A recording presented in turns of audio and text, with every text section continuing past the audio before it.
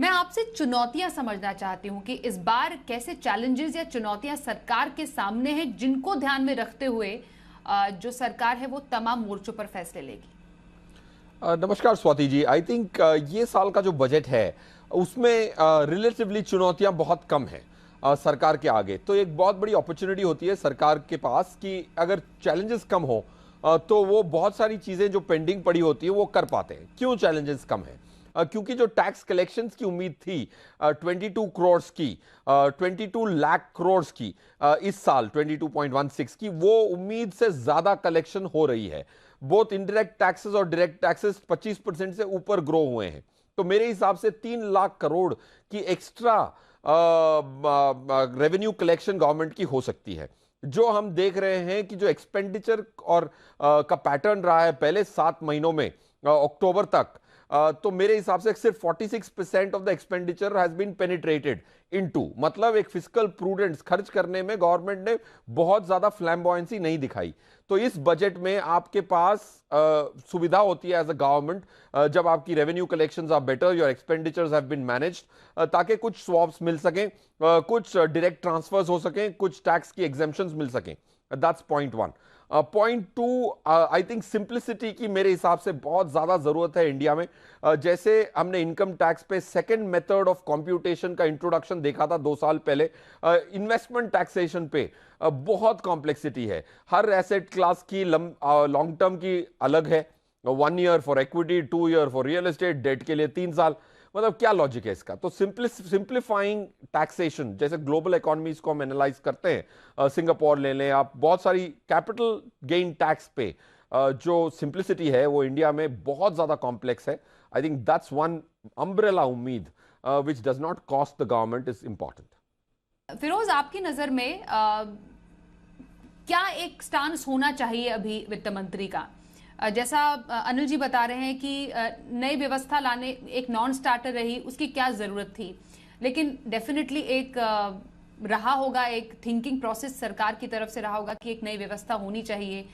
जो लोग शायद इसमें रियायत नहीं लेना चाहे वो नए सिस्टम में जाए, पर वाकई क्या अब इसकी जरूरत है? और दूसरा, टैक्स के मोर्चे पर अभी एक आम आदमी को राहत देने के लिए और कौन से कदम उठाने की जरूरत है? स्वाति जी, मेरे हिसाब से बहुत जरूरत है। जाहिर सी बात है, लोगों ने चूज नहीं किया क्योंकि लोगों को कॉम्प्लेक्सिटी अपनी जिंदगी में पसंद है। अब देखिए, अगर आप 15 लाख की भी सैलरी लें तो टैक्स आता है 13-14% का ओवरऑल, अगर आप स्लैब से देखें तो।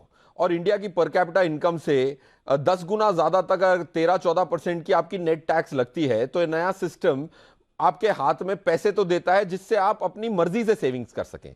हम एक बहुत अच्छी सेविंग कंट्री जरूर रहे हैं, but we have been a very bad investing country. आपका रिटायरमेंट का पैसा अगर एफडीओ में पड़ा है, पीपीएफ में पड़ा है, एनपीएस में पड़ा है, ना हाई इन्फ्लेशनरी इकोनॉमी, तो आपको लगता होगा कि आपकी रिटायरमेंट प्लान हो रही है। बिल्कुल नहीं हो रही। आपके पैसे बर्बाद हो रहे हैं, क्योंकि अगर आपके 7% की अगर रिटर्न है और महंगाई 5-6-7% है, तो कहां से होगी 30 साल की रिटायर्ड जिंदगी का पूरा भरपान? सो मेरे हिसाब से आज भी अगर पूरी एटीसी की निकाल के देखें तो एक ही इंस्ट्रूमेंट है जहां ठीक से इक्विटी इन्वेस्ट होती है, वो इक्विटी लिंक सेविंग स्कीम है, और बाकी सब डेट के ऑल्टरनेटिव हैं। तो लोगों ने पैसे बचाए जरूर हैं, बट उस बचत पे कमाए कितने हैं? आज एफडी फाइनेंशियल इंस्ट्रूमेंट सबसे बड़ा फाइनेंशियल इंस्ट्रूमेंट है इस देश का, और उसकी post tax return for a 30% slab is 4.5% and महंगाई इज 6%। तो मेरे हिसाब से नई स्लैब में अगर आप एक सेल्फ डिसिप्लिन्ड पर्सन है और आपके पास अच्छा कोई प्लानर हो, अनिल जी जैसा, तो आपको वो सेविंग्स का प्रयोग ना करें, और इक्विटी डेट का जो मिक्स आपको मिलेगा अच्छे एडवाइजरों से, उससे आप थोड़े ज्यादा भी पैसे कमा पाएंगे। और टैक्स भी दे रहे हैं तो आप टैक्स कितना दे रहे हैं वो हिसाब करके देखें, और एटलीस्ट आपकी इन्वेस्टमेंट्स की रिटर्न्स जो 4-5-6% पे लोगों की चल रही हैं पोस्ट टैक्स, वो 10-12 पे पहुंचेंगी। तो ये जो आप थोड़ा सा टैक्स एक्स्ट्रा देंगे नई स्कीम लेके, वो आप आराम से इन्वेस्टमेंट के माध्यम से रिकवर कर पाएंगे, provided you get good advice and you are looking at G business and dealing with Anil ji, if that's the point I am trying to make. जो निवेशक कैपिटल मार्केट में इन्वेस्ट करते हैं फिरोज, उनके लिए भी बजट की एक बहुत लंबी विश लिस्ट है। कई विश लिस्ट तो पुरानी ही है, उसमें कई बहुत सारी नई भी ऐड हुई हैं। आपकी नजर में एक कैपिटल मार्केट के निवेशक को अभी किन चीजों की दरकार है? सकता है, इन्वेस्टमेंट पे आपका बजट का दो किस्म से इंपैक्ट हो सकता है, एक डायरेक्ट और एक इनडायरेक्ट। जो इनडायरेक्ट इंपैक्ट होता है, जो गवर्नमेंट जो एक्सपेंडिचर करती है, जो जीडीपी को प्रोपेल करता है, उसकी वजह से जो इक्विटी की जो प्रोपेंसिटी होती है अगले 5-10 साल में परफॉर्म करने की, वो बढ़ जाती है। That is also very important. देखिए, आपको जो छूट रियायतें मिल सकती हैं वो एक सीमित होती हैं, क्योंकि उसमें थोड़ी टैक्स की कॉस्ट बच सकती है। अगर गवर्नमेंट ने समझे कि कैपिटल एक्सपेंडिचर ज्यादा किया, उसकी जो जीडीपी पे इंपैक्ट होता है उसका मल्टीप्लायर 3-4 टाइम्स होता है। अगर इंडिया की जीडीपी अगर गवर्नमेंट ने इंश्योर की कि नॉमिनल रेट पे 12% पे ग्रो हो, तो आपके म्यूचुअल फंड के इन्वेस्टमेंट इक्विटी में 14, 15, 16% की रिटर्न कंपाउंडेड आना नियर सर्टेनिटी हो जाता है on a 10-year holding period. So I personally think increase in capital expenditure indirectly ये करना जरूर चाहिए। Measures to boost financial savings, देखिए financial savings इंडिया में अभी शुरू हुई हैं। 2013-14 के बाद एक इन्फ्लक्स आया है। आज भी म्यूचुअल फंड की जो AUM है जीडीपी के मुकाबले 16% है इंडिया में, और दूसरी कंट्रीज में, यूएस में अगर मैं देखूं तो म्यूचुअल फंड की जो AUM है वो जीडीपी से 1.4 टाइम्स है, हम सिर्फ 0.16 हैं।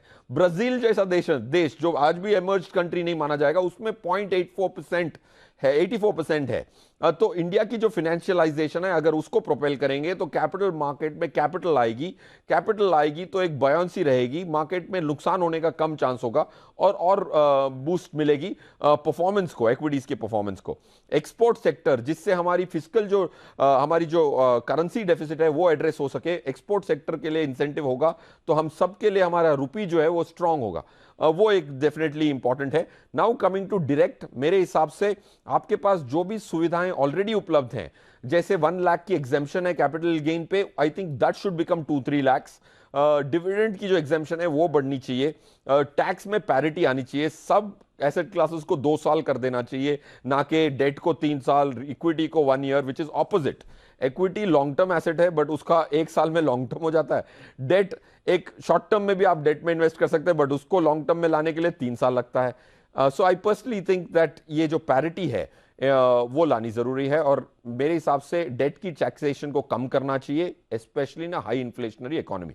काफी सारी ऐसी कंट्रीज हैं जहां पे कैपिटल गेन टैक्स ही नहीं होता। सो आई थिंक डेट की टैक्सेशन जो 20% पे है, that's a little on the higher side.